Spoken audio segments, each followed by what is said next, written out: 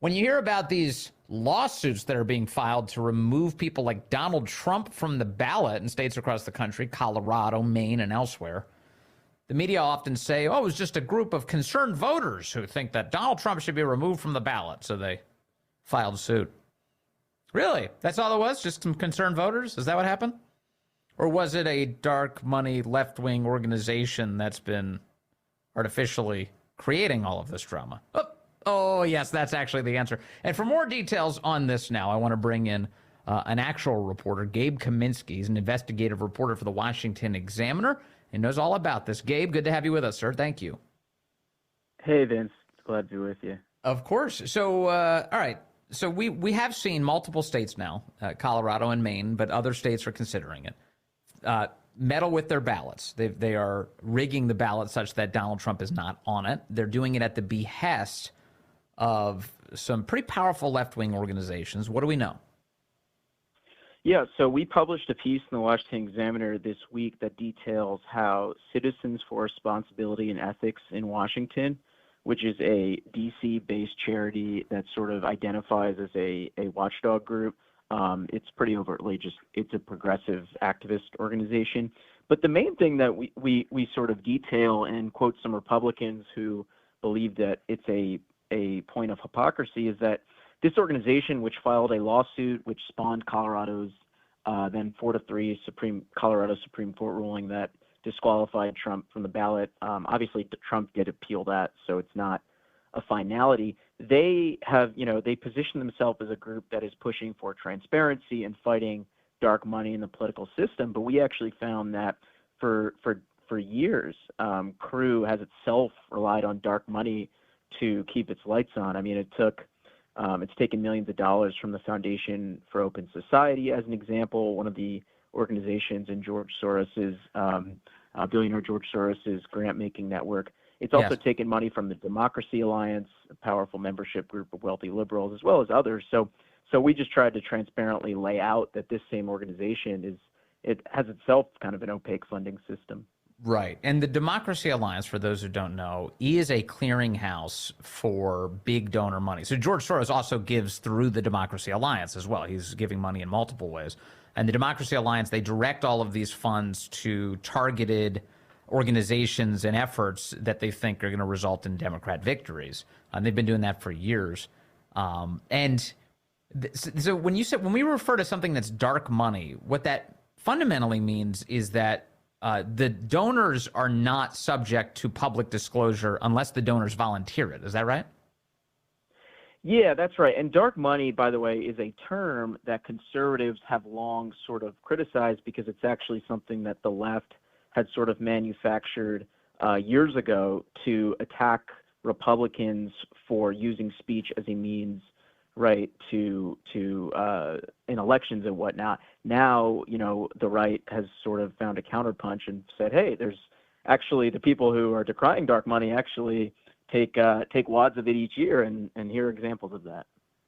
Sure. Now, one of the reasons we know, for instance, George Soros gives to Crew, the organization that's responsible for taking Trump off the ballot in Colorado, is because he discloses it on their website. Some of the places he donates to, they actually say outright that they are doing that, right?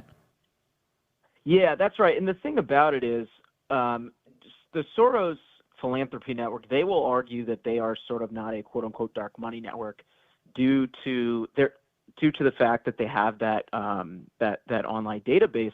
But the things to keep in mind is that included in that network is, for example, a 501c4, which is under no obligation to disclose its donors to the IRS.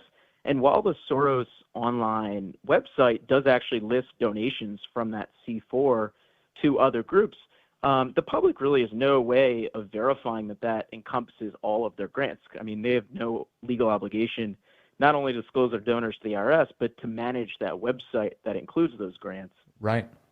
Yeah, definitely. So how much do you think, I mean, how much more of this are we going to see this year? This feels like the opening salvo.